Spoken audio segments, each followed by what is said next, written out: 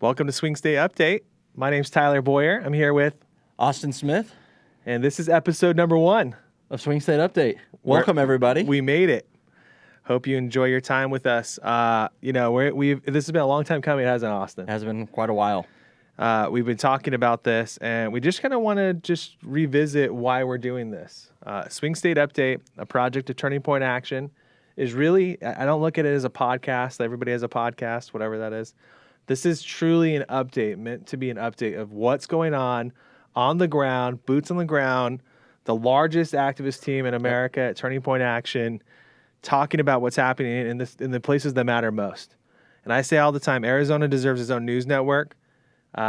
We are focused on Arizona, which we know, Austin and I, multi-generational Arizonans, know better than I think anybody on the east side and the west side. He's west side, I'm east side. But in addition to that, Wisconsin, Georgia, Pennsylvania, Nevada, Michigan, we've got you covered. And so if you want to know what's going on, you want to hear the scuttlebutt, the background, the behind the scenes, the whispers of what's happening, you've got to join us here at Swing State Update every week. Every Friday, we drop the podcast. You can go anywhere you get your podcast, or on Rumble, follow Turning Point Action, or on YouTube as well.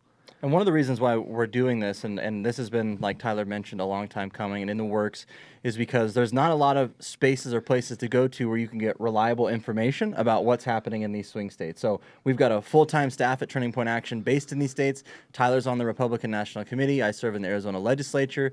We have friends and conservative allies from across the state that will join us, every other episode or so to talk about some of these issues in Georgia and Wisconsin. People that are grassroots activists who know their state better than some consultant or Fox News contributor in Washington, D.C. That's all about the grassroots and the people that actually make the conservative movement work. That's what this information is all about. Well, and I want to frame this up for you too. In Wisconsin, for example, Brett Galashevsky, who's here at our headquarters right now, is the first vice chair of the Milwaukee GOP. Brandon, who is our representative down in Dane County, where UW-Madison is. He is the chairman of Dane County, works for us. So we know a little bit about what's happening down there. So let's get right to it. Let's start with today's first topic, which is our good friend Blake Masters. So news that just came right out of the gate yesterday 2 days ago. I think 2 days ago is really when it started, is Blake Masters plans to enter the Senate race here in Arizona, which is really unique because we're pretty tight with Blake. We talked to Blake quite a bit. We endorsed him last cycle. Spent a lot of time with Blake, and he's been saying for a long time, I'm not going to get in the race. I'm not going to get in the race, especially if Kari Lake is thinking about getting in the race. And so I want to frame this up for everybody that's listening. Here in Arizona, we have a really unique situation because Kyrsten Sinema converted to independent. She still votes like a Democrat, like a progressive. And still caucuses with the Democrats. Still caucuses and hangs out with the Democrats, but she's running as an independent. A man who is in Congress by the name of Ruben Gallego has entered the race for the Democrats, and so this sets up a prime situation for Republicans to take this seat. So you've got Sheriff Mark Lamb, who Pinal County Sheriff Mark Lamb. That's just south of Maricopa County. Those of you not from Arizona, it's like one of the most least populated counties in Arizona, but he's pretty well known across the state. Well, yeah, it's a rural county that has some suburbs in it now. Yeah. But he was on Live PD. A lot of people recognize him from Live PD because Live PD used to go out to Pinal County as one of their targets before they got canceled by the left. And then you have so he's entered the race. And by the way, he's my second cousin. I think once removed. He's my dad's second cousin. I think that's how it works. He's a good dude, but he's in the race. Second person that we know is going to be there. Everybody else has dropped out, has said that they're not running. Second person, though, is Kari Lake, who Kari's been teasing running for a long time, has said that, I think publicly, this has been public, so I'm not breaking any information here, but just for your information, she's thinking about running and announcing in October. That's been her plan, I think, all along. And she's been very kind of open about that.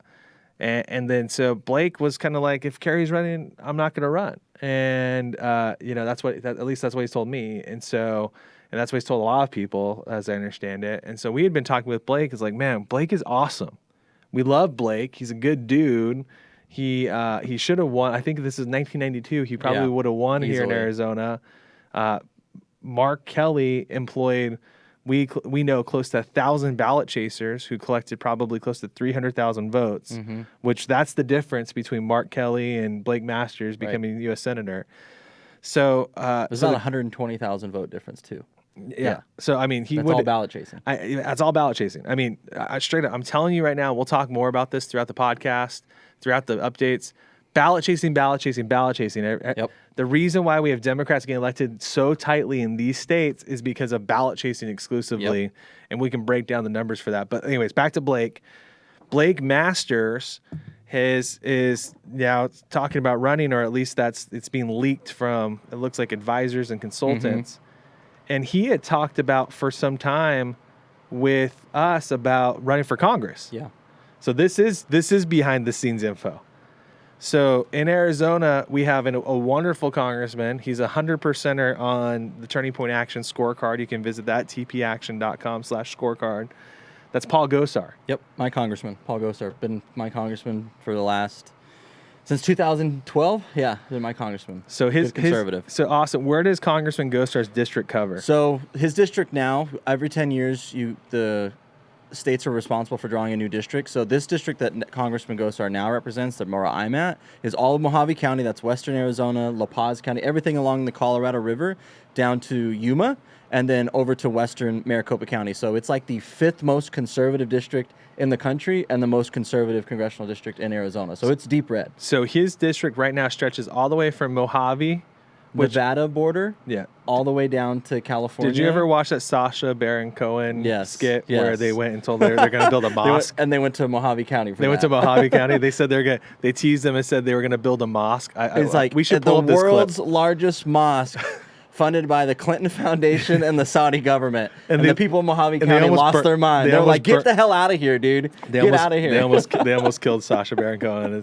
So it's very conservative So area. it starts from there and goes all the way to where Austin is state representative, in which is surprise. western Maricopa County. It's like the last bastion of rural Maricopa County where I represent the legislature, and then it goes all the way to like northern Yuma and the California border. So it's really big. It's the second huge largest district in the state, but it's super red. It's like R plus 50, I think. So it's like super conservative. They're not voting for a Democrat in Mojave County, I promise you. They're not ever going to get one unless they steal it.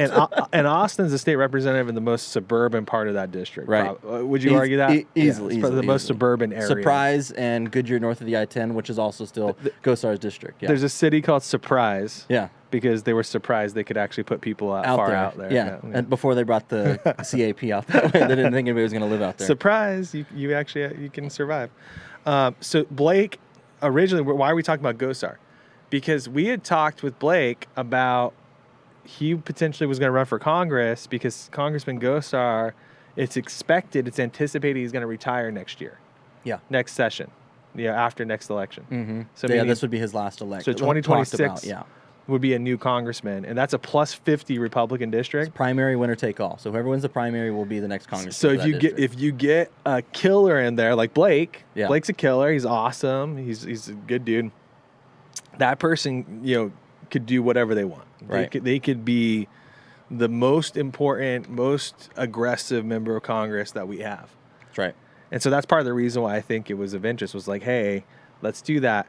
With this whole thing with Blake wanting to get into the race, I think, I don't know. What do you think, Austin? I think that's off the table almost a little bit. It is, for Congress. So just give you, like we were talking about. Because if he wins, which I think is really tough, and we'll talk about the reasons why.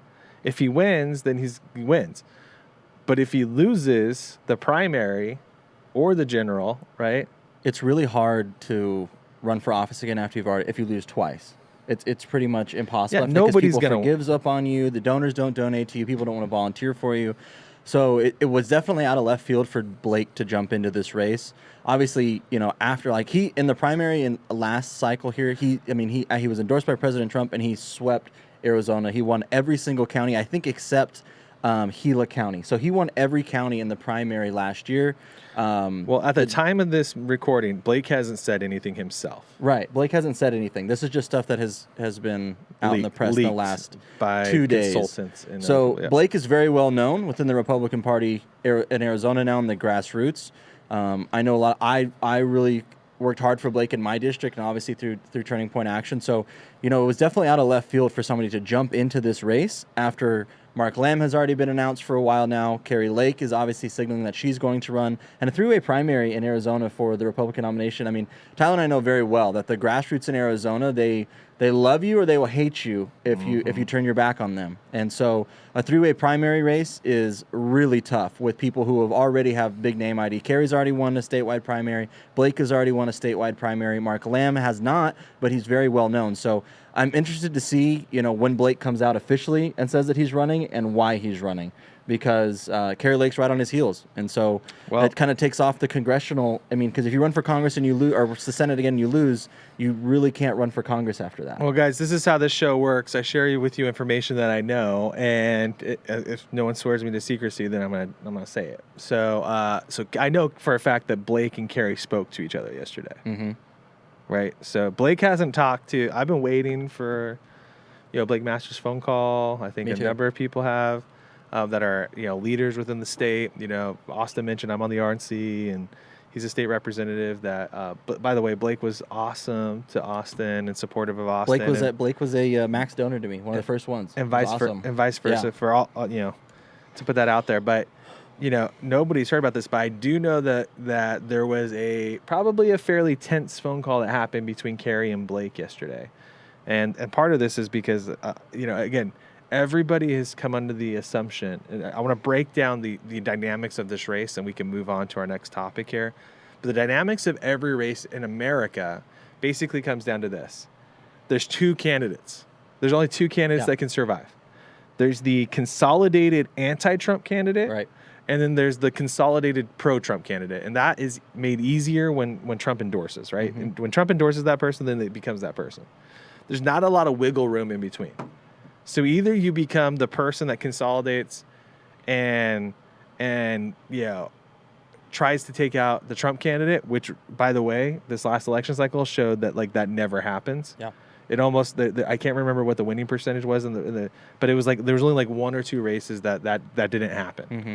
Trump's endorsements influenced more people than any other endorsement ever, I think, in the history of the Republican Party, at least since the Civil War, right? Yeah. So this is where it's at. So Arizona's the same, and Arizona's a pretty pro-Trump state. Yeah. So, the assumption here is that Carrie was only going to run if she had Trump's endorsement. I think if Trump wasn't going to endorse, Carrie's less likely to run, and I know that's been said. I don't want to put words in the mouth of Trump, but I think that there's likely a really close relationship there, and it'd be odd if that didn't happen. I think that's part of the reason why they've been so transparent about October's the time. October's the time. October's the time. Because I think she's planning on coming out the gate with the Trump support. Mm-hmm. So that leaves the question is if Blake doesn't have Trump's support this time like he did last time, and Carrie has it for Senate, then where does that leave him? Right? Because there's not really room for two guys, I think, in this race. Unless Trump stays out of it. Yeah. Now, if Trump stays out of it and says, I like Blake, I like Carrie, I like them both, or whatever, I like Mark. He did that in a race before, too, didn't he? Yeah, he does. I mean, in Blake's race, he didn't endorse until really super late. Because he knew Jim Lehman. People were really campaigning for Jim, and they were really campaigning for Blake. Yeah. And remember Brnovich was pretending early on that he was and Brnovich, give him credit, was trying to court some Trump voters. Remember they got on that plane together and they were talking. So I mean, maybe that's the game plan. Maybe the strategy is get in the race, and maybe Trump doesn't endorse, and find out. I don't know. I haven't talked to Blake, right? Yeah. I haven't talked to Blake, but I find it. I think people would find it incredibly hard to believe that Trump's not going to support Carrie, because Carrie's out literally. She's all over the country stumping for Trump for president. She was in Milwaukee. She was in Iowa. Yeah. She literally stayed in Iowa for 3 weeks stumping for Trump. She goes look, I love Blake, and I think he's genius. I think smart. He's awesome. He's a great conservative. He's right on almost every issue that I've ever talked to him about. Yeah. But I haven't seen him do much since, right? So, and I think there's honor in that. There's honor in holding your cards close to your chest. Yeah. But when it comes time to like actually flipping the switch, I think you also have to be super organized. And Carrie certainly, this is the thing, is no one's out hustling Carrie right now Carrie with is the grassroots. constantly working, and there's a lot of people who like to attack Carrie because she's not the governor right now, Isaac, but she works extremely hard. And no, I mean, she wasn't outworked in her primary race last time. I mean, Karen Taylor Robeson had way more money than Carrie Lake, but Carrie was not outworked by any candidate by any means. And even after the gubernatorial election this last year, she hasn't stopped. Like I said, she's stumping for Trump everywhere. She does events here in Arizona. She goes to places. She's on media. She's constantly staying out there. And that's really important when it comes to winning a statewide race for Senate and for governor, running for Congress. You have to do those type of things. And Blake hasn't done that. I love Blake to death, but that's what it takes to win in such a Republican Party that is energized in a place like Arizona. I mean, we know the party here very well. We are always looking for candidates that are out there doing the stuff and staying connected with the grassroots. And so just a hat tip to Carrie Lake for that, because this will be a very interesting development here in the next couple of days, I want to say. Well, and we want to know what you think about this. So if you're listening to this, give us a heads up on what your opinion is of Blake, where you're standing with Carrie, the Carrie Blake, thing. I mean, I've told people this too, and I want to kind of leave us with this, and we'll move on to the next topic and move on to Georgia here. So I've told people I don't think it's beneficial at all. So when you look at the greater strategy of how the Republican Party should operate, we need to have as few dollars spent in the primary as possible. Yep. Right? It does not help the movement people to spend tens of millions of dollars on a primary and then get beat by 10,000 votes in a general, right? Yep. All of that money could put us way over the top in Arizona, way over the top in Georgia, way over the top in Wisconsin, right? I mean, think back to Wisconsin. Let's use the Tim Michaels example. Mm-hmm. He was up against who? The current governor, I can't think of his name. No, I'm talking about in the primary. The lieutenant governor, the Scott Walker. Scott lady. Walker, vice lieutenant governor. Yeah. What was her name? Starts with an L, right? Lou. I can't remember her name, but I know she was Scott Walker's Rebecca pick. Kleefisch. Kleefisch. Kleefisch. Super fishy. And she was like kind of the establishment, shill that like the Walker people were pushing. And Tim Michaels beat her because Tim Michaels had the Trump endorsement. So that's the perfect example of what we're talking about, right? So everybody in the establishment consolidated around her, who was the lieutenant governor, by the way, under Walker, who was loved. And then Tim Michaels got the Trump endorsement, and she got beat. Yep. And so, anyways, but they spent a ton of money in that primary against each other that they didn't need to spend. Right. Right? Like if we didn't have to spend that money, Tim Michaels might be your governor today in Wisconsin. So the same thing is like, I don't love this fact. It's like, dude, if you don't have like a clear pathway forward, and this is the John Fetterman doctrine, right? This is what the left has figured out. The John Fetterman doctrine is this. If we know you're going to win or you're likely to win, we're not going to mess with you in the primary, and we're going to just figure out how to freaking work with you. John Fetterman was not going to get beat in the primary. Do you think the Democrats like John Fetterman? They don't care. But do you think they like John Fetterman? Nobody likes John Fetterman. Right. He's a potato. He's a moron. Nobody knows. Nobody likes him. Nobody's like, that's the best, most stellar example of he pulled a gun democracy, right? Like nobody cared, but they knew he wasn't going to get beat. Yeah. For the position, right? So they're like, you know what? We're just not even going to try to challenge this. We're going to figure out how to manipulate him when he gets over there. That's what the psychopathic left does. But it helps them win elections because they're not spending tens of millions of dollars trying to take out, the inevitable. Yeah. And so you look at here in Arizona, it's like Carrie Lake, if she gets in the race right now, statistically, I've seen every poll that I've seen, she's the inevitable. Right now, Donald Trump is the inevitable for president. Let's spend our money now building infrastructure. I don't care if you like Donald Trump or not. I don't care if you like Carrie Lake or not. I don't care if you like so-and-so or not. I'm focused not on people. I'm taking the same strategy the Democrats have figured out is that now we've got to build the infrastructure to make sure that we win. So it's not just that we win those races, that ultimately they matter, but U.S. Senator doesn't even matter that much. How much does the U.S. Senate ever get done? Right. Nothing, right? You know what matters? The president and your school board race.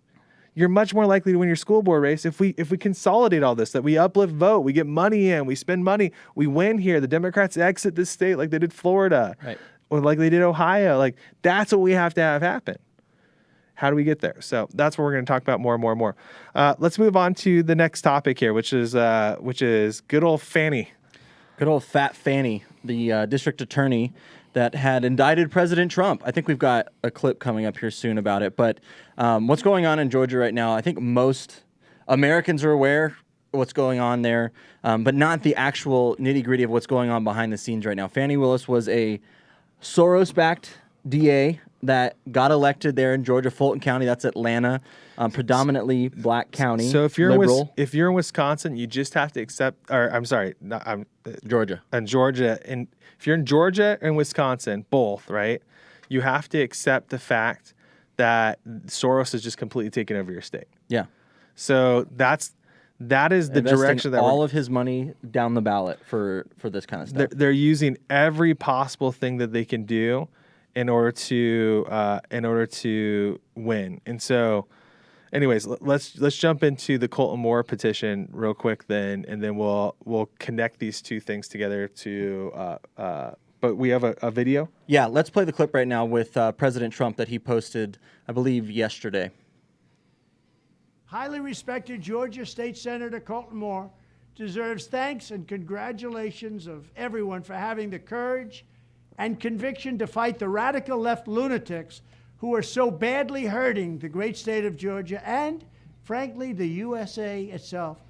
Failed DA Fani Willis, who has allowed Atlanta and Fulton County to become a record-setting murder and violent crime war zone, with almost no retribution for those murderers, shockingly indicted your favorite president, me, for a perfect phone call.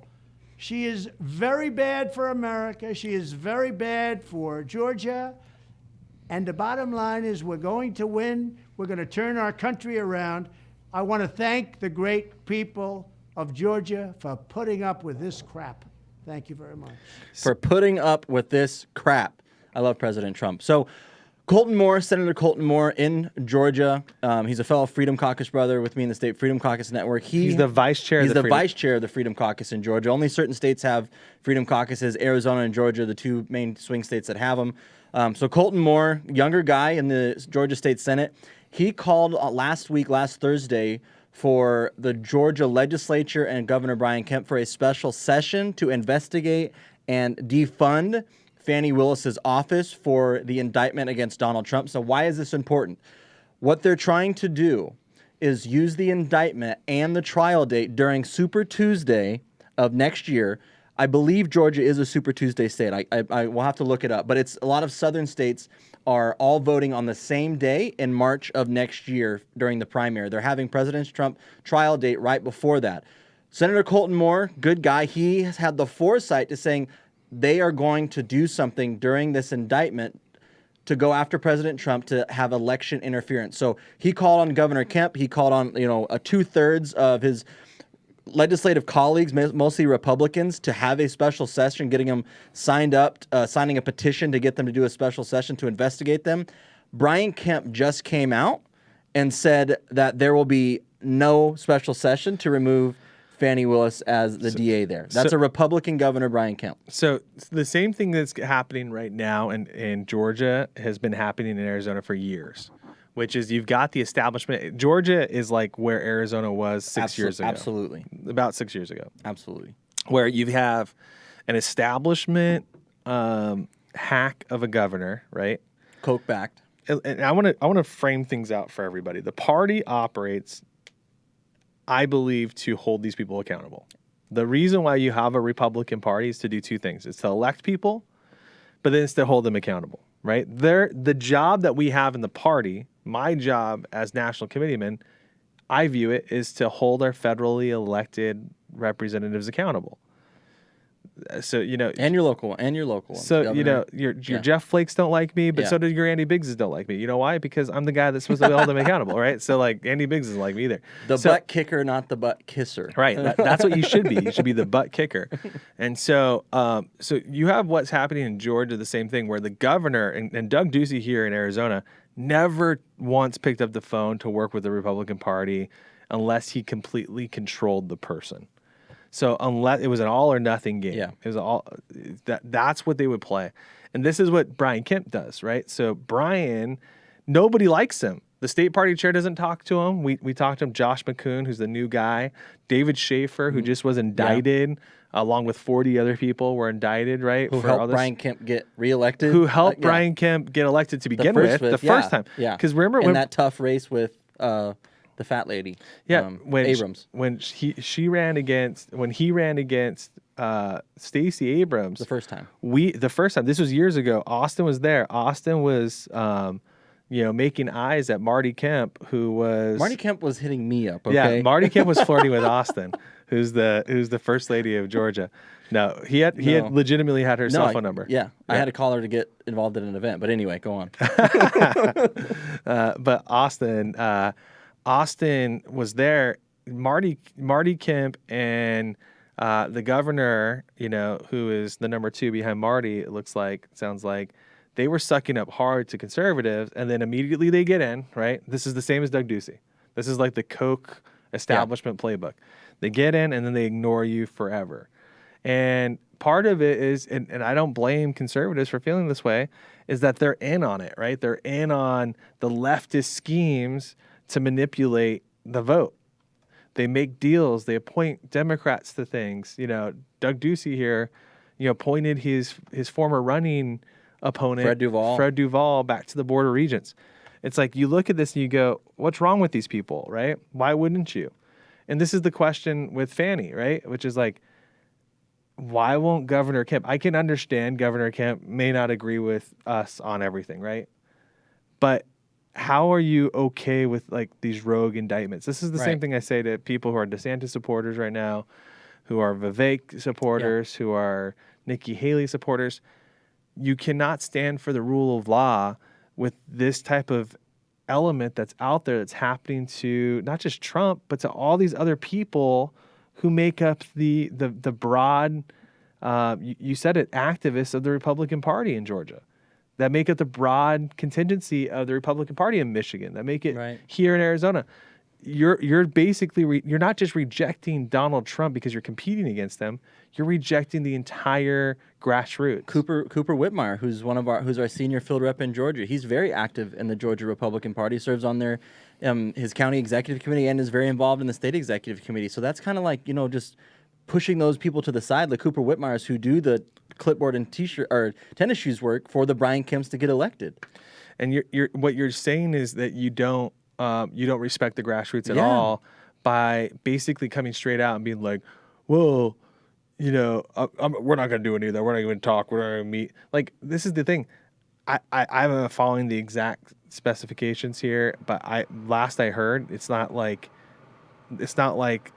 Colton was invited to the governor's office. Right. No, he wasn't invited. How would why what? You would think if you're a smart governor in a swing state during a Trump indictment, wouldn't you want your best, most lethal conservative fighters in the grassroots and in the legislature to come to your office and game plan and be like, this is how we've got to attack this, how to win Georgia? But you get people like Brian Kemp who do the Doug Ducey model. They're not in charge. They're not liked by the grassroots. It's my way or the highway. And that's why Georgia is in the situation that it's in now, just how Arizona is, because the establishment folks rejected the grassroots, and here we are trying to fight for Trump to stay out of jail. But you're hitting the nail on the head, and this is what I want everybody to hear. The establishment hacks that are in there, just like Paul Ryan, the way they negotiate is from the middle towards the center 100%. left, right?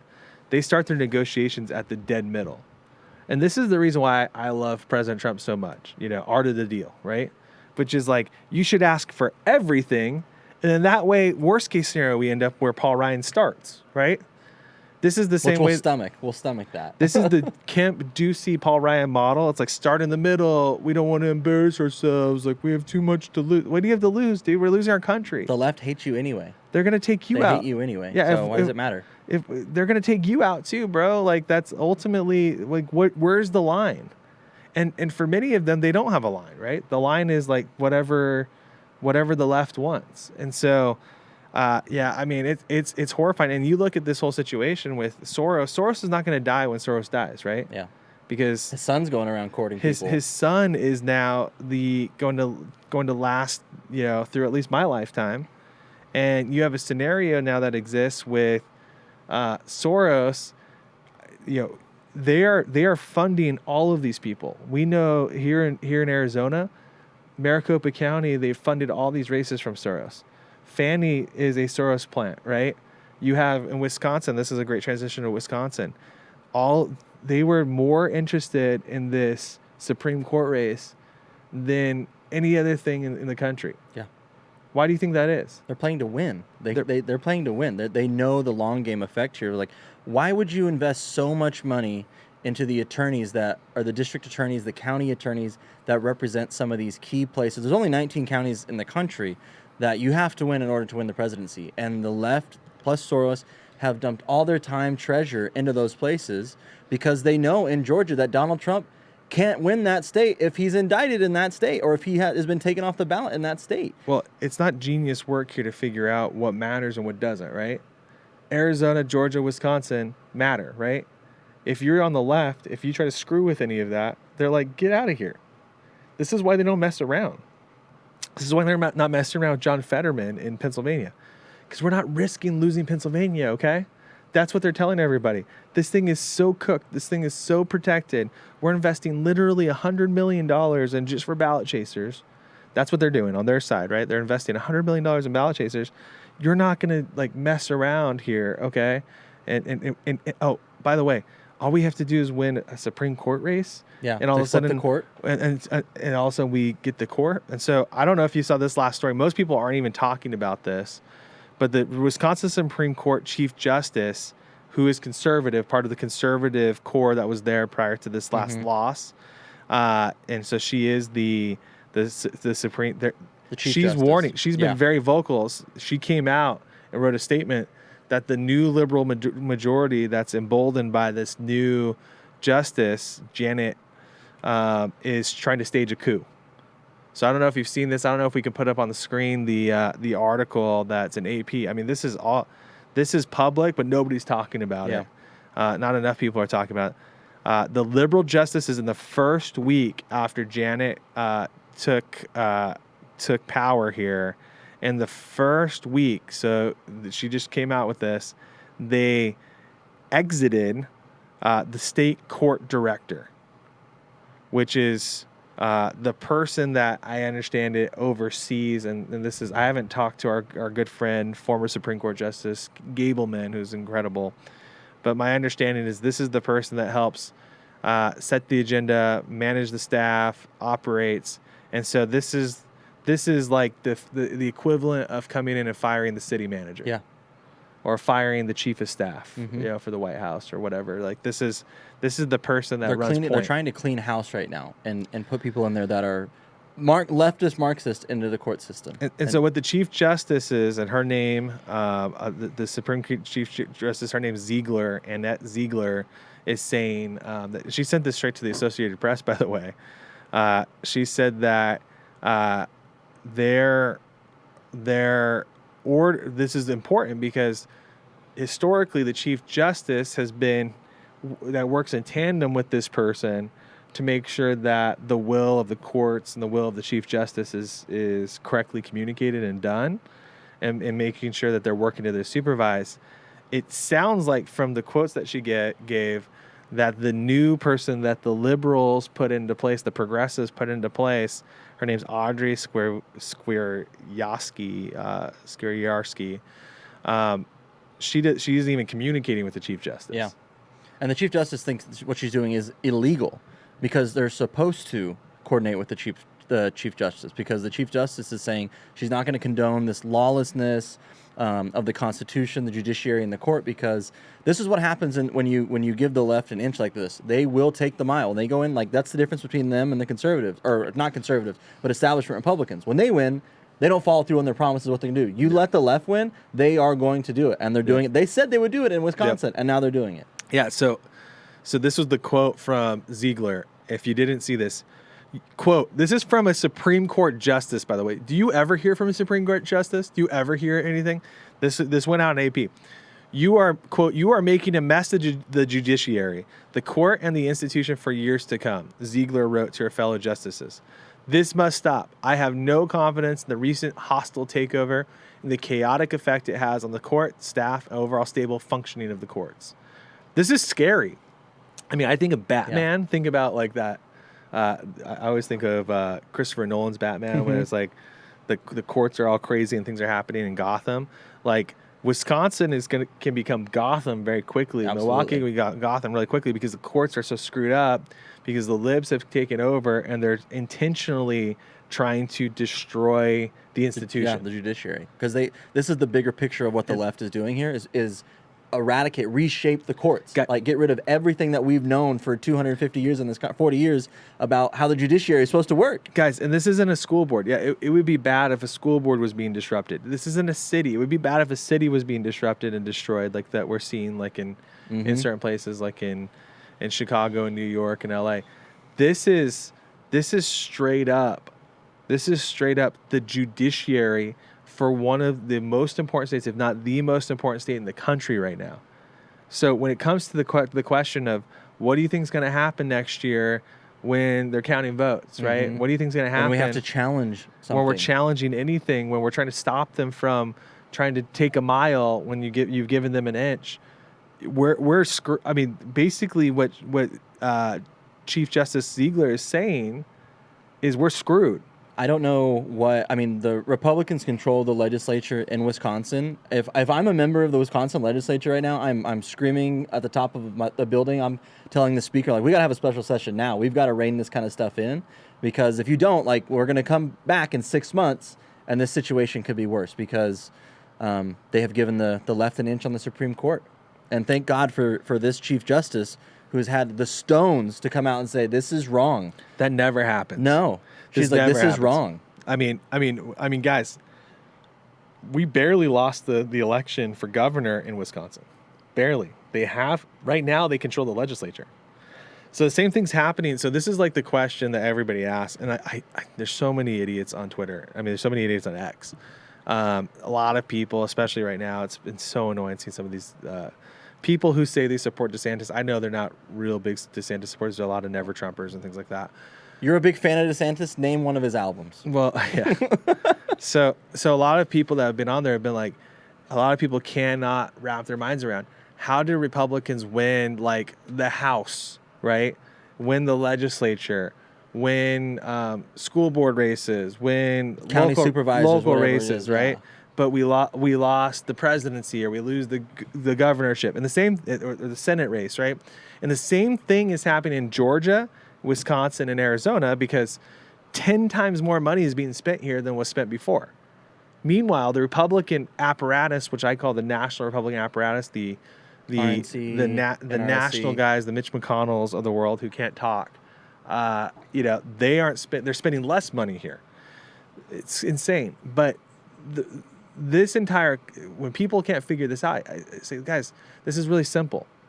They are targeting races. They do not care about all these other down ballot races. They do not. They would if they could, right?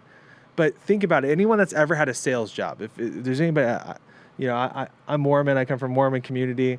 They're known for door knocking, like they call them bug boy sales or alarm company sales. A lot of those people who knock on the door, usually they're Mormon because they served a Mormon mission, and so they learned how to knock doors.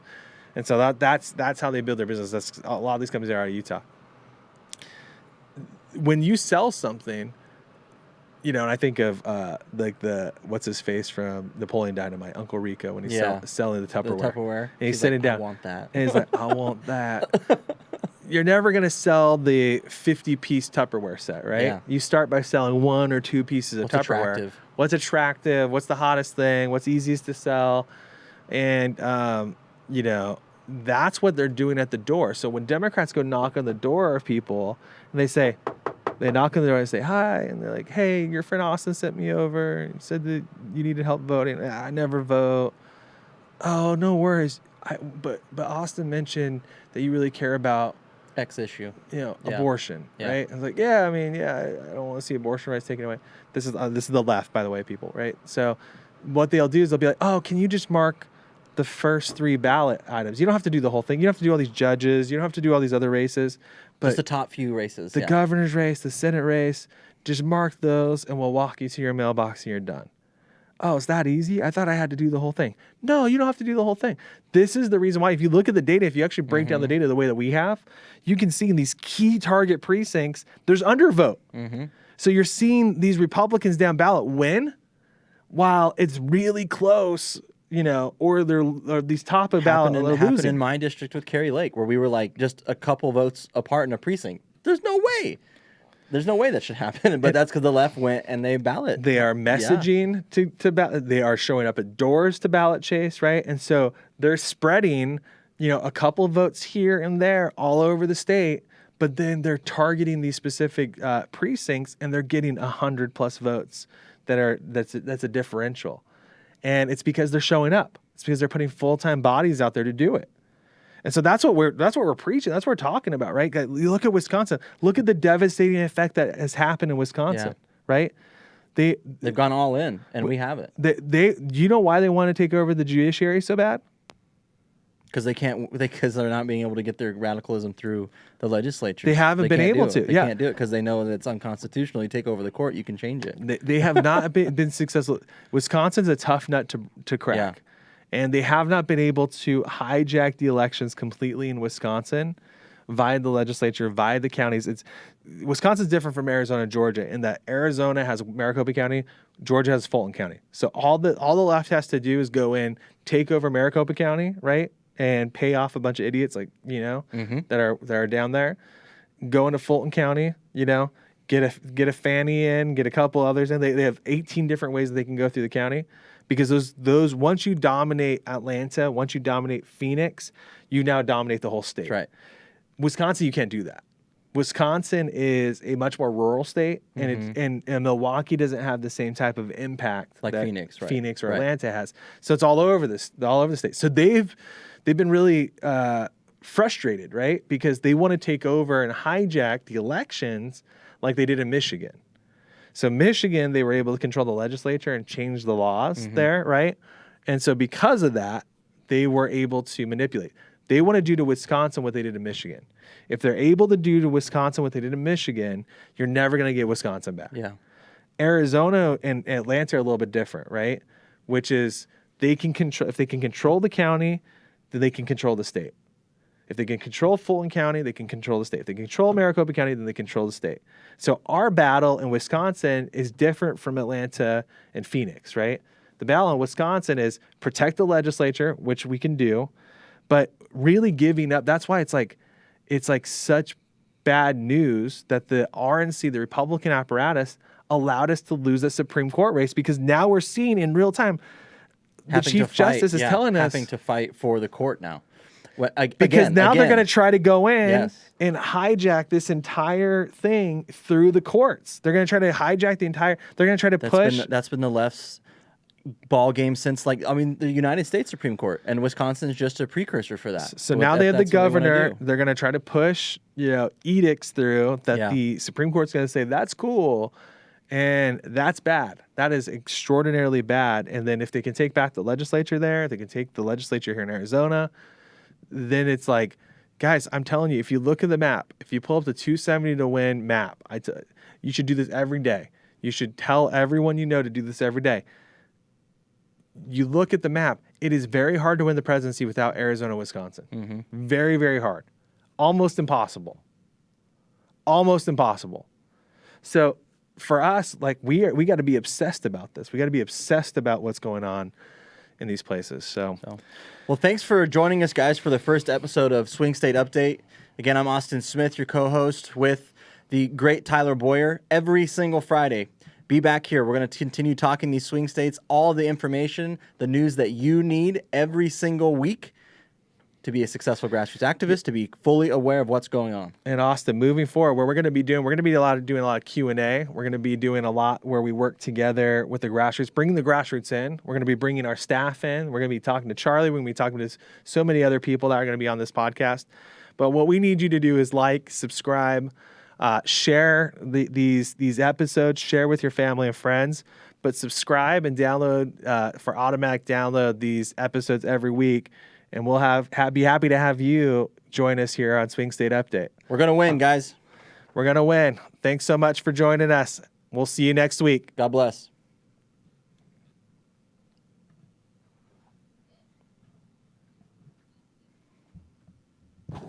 Seacrest, out. Was it okay?